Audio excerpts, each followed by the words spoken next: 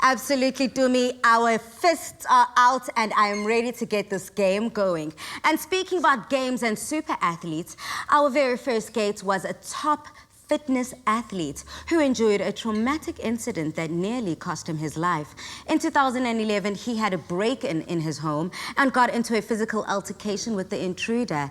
He got hit at the back of his head and fell 3 stories, which is 9 meters. He never gave up though, and it was his positive mindset that helped him in his recovery.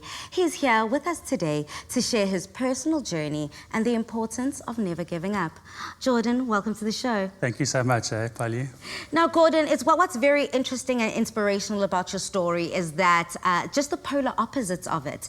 The man you were before the incident, the super athletic go-getter that you were. What happened then? All you lost, but then rising again. So before that incident in 2011, who was Gordon?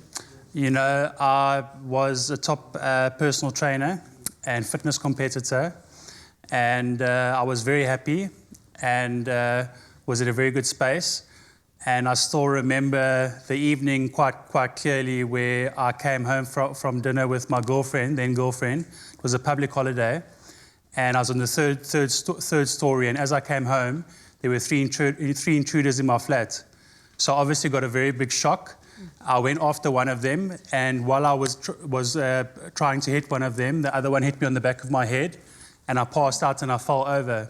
And I fell 3 stories, 9 meters. I just remember feeling that whole shock and trauma of first everything being so good and so peaceful, and then all of a sudden having that tragedy, you know. And I remember lying on the floor in so much pain. They took me to the hospital, and I broke my upper back, I broke my lower back, I broke all my ribs, I lost a kidney, I punctured a lung, I damaged my other kidney, and broke both legs. In hospital, I was critical for the first 10 days. And then they put me into an induced coma for 40 days. While I was in the induced coma, they put 2 spinal fusions in my upper and lower back. They put 2 leg fusions in my legs. I basically had 6 surgeries. Yeah. When I woke up, it was one of those surreal experiences that What does go through the mind of a patient who wakes up, you know, one moment you remember yourself coming home from a romantic date with your loved one, and then the very next moment you're waking up in ICU, coming out of an induced coma. I mean, what even happens to the mind? You know, what was so surreal is I'm very connected with my relationship with God. And this is kind of where it started. Like, I always used to pray and I always used to go to church. But I had these dreams when I was in a coma that the Holy Spirit was kind of just with me. And when I woke up, even though, I remember I first said, I want to see my clients. I need to get back to my clients. And my mom, who has always had my back, was sitting at my bed and she said, you're not going to be able to see your clients for a while. And then the doctor came in and he said, with the injuries that you've sustained, you might never be able to walk again properly. Yeah. And even though it was so traumatic, I just remember feeling this peace. Like the Holy Spirit was with me. It was the most surreal experience where I only think I managed to get through it all because obviously my family and my mom just giving me, my family, my mom, and just having the feeling of the Holy Spirit, you know, and just kind of having that presence that there's something more in life than what I was actually searching for before, you know. Yeah. And it wasn't easy. And basically as I started. It was a very, very slow recovery, but as I started going into the gym, I had a girlfriend that I was with. Yes. And as I started going into the gym and doing recovery training, she actually ended up cheating on me with a guy in the gym while I was doing my training. So that was a very tough thing for me, and I kind of had a bit of a setback, and I broke down a bit even more. Yeah. And I remember sitting on my bed the one day and I just thought, you know, I just wanted to give my heart totally to God. And I said, whatever you have planned for me in the future, I want to be a son, and I want to hear you, and I want to be guided by you. But now, Gordon, my question to you is, it seems as if your world is falling apart. all around you, everywhere you look, from your physical well-being, the one thing that you had as a young, strong man. And of course, you had the love of your life, as seemingly at the time. So when everything falls apart around you, what fundamentally needed to be there for you to be able to overcome it? I mean, so much so that one of the first things you were thinking of is getting back into the gym. Have you just always been this person as a child going through life? I mean, I believe you even were bullied at a stage. So growing up, I was very awkward, and I had freckles, and I was quite chubby, in a cute way. Yeah. I thought it was quite cute, but in school I was bullied, and I was. Oh, look at you! You are the cutest little boy.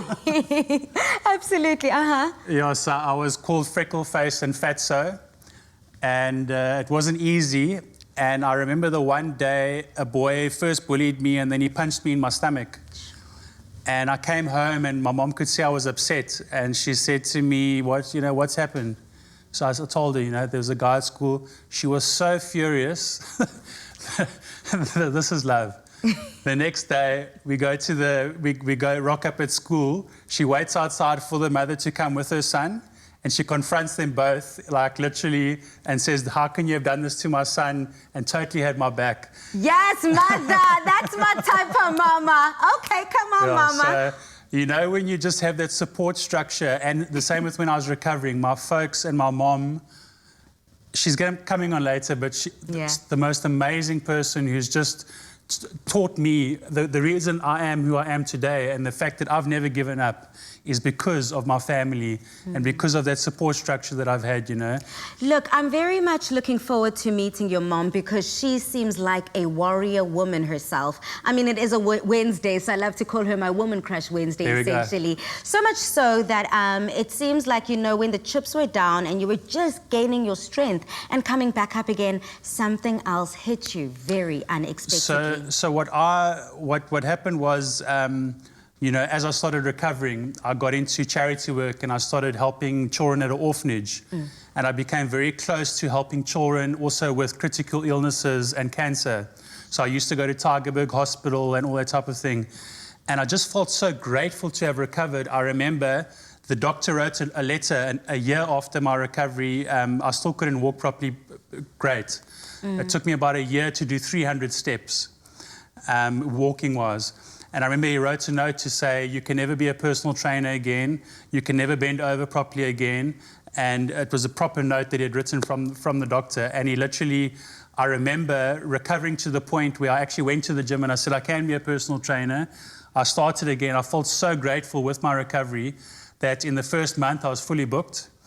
And I eventually picked up a sponsorship with supplements with ProSups, who are amazing, and then a clothing sponsorship with Smashton Industries. It seems like, well, Gordon, it seems as if you were on a rumble, and this roller coaster, essentially, of the experiences you went throughout a very short amount of time left you with so much more to look forward to, which gives us something to look forward to here on Afternoon Express. Because South Africa, stay right where you are. We're going to find out how Gordon was able to find his way from tragedy to absolute triumph, and the role that his mother is playing in all of this. But on social media, we want to find out about resilience. I mean, today is all about resilience. So when life knocks you down, who and what is something that always picks you back up again? Use that hashtag Afternoon Express in all of your comments. But as promised, after the break, we get to meet his mama.